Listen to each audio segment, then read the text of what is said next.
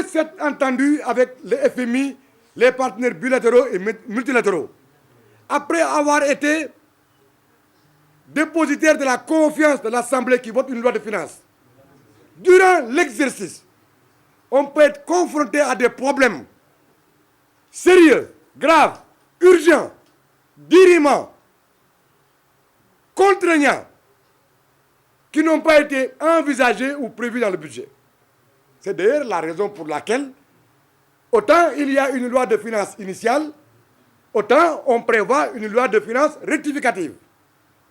Et même au-delà de la loi de finances rectificative, après une loi de finances initiale, il y a le principe de la loi de règlement qui n'est votée qu'après quitus donné par la Cour des comptes. Alors, si vous me dites que dans ce pays, on a menti à l'Assemblée, on a menti à l'IGE, on a menti à la Cour des comptes, on a menti aux IGF, on a menti au président de la République, on a menti au Premier ministre, on a menti à la BCEAO, on a menti à la Banque mondiale et au FMI. Pour je ne sais quelle raison, vraiment, si ceux qui vous écoutent sont dotés de sens, ils doivent se poser des questions. Bu gémmiñ gi wax jombuta wax lu dul dëgg xel may dégg la noppay taataan war a am xereñ gu toll ni mu ràññee dëgg ak fen. dañuy exiger ci Sénégalais yëpp ñu taxaw temm sikki mu nguur gi mu génneel ñu rapport yëpp déclassifié ko parce que ñu ngi koy wax ak waa FMI te waa FMI waruñu ci ëpp sañ-sañ ak yelleef. nañ ñu génne rapport Mozart li ñuy wax fi ñu ko teg nañ ko génne gannaaw loolu gannaaw tuuma jib na te làmmiñ du lekk moonam moo tañurut mbir mi bu ñu ko yemale ci mbii coog mballoo entre régime bi ak Macky Sall am na ay kàngamu Sénégal yu xereeñ yu am jaar-jaar gannaaw seenum njàng am jikko akub juddu am woy wu ñu war a sàmm tuuma bu réy bii ba ñu bëri foog ne bor bi ñuy wax dañ ko sàcc mbaa ñu randal ko ñoom nañ jël seen responsabilité moo xam nga nekkoon directeur du budget mbaa directeur du trésor mbaa directeur de la comptabilité wala ak cër boo mënte am ci gouvernement bi ci fukki at ak ñaar yi weesu rawatina juróomi at yi ñuy wax nañ ci àddu pour leur honneur,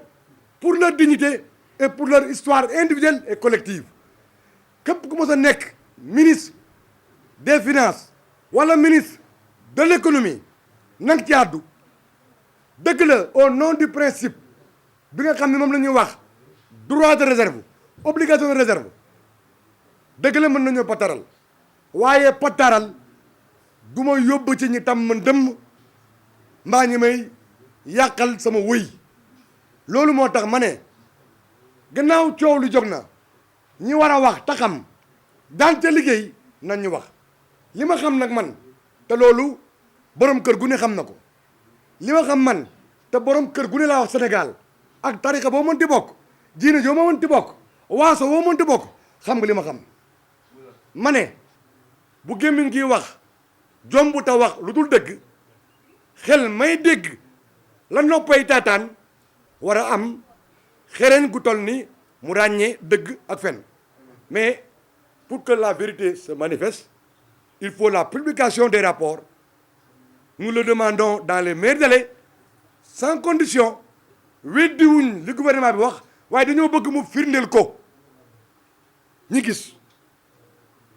la ca des mooy ñi nga xam ne neneen jeu de mots la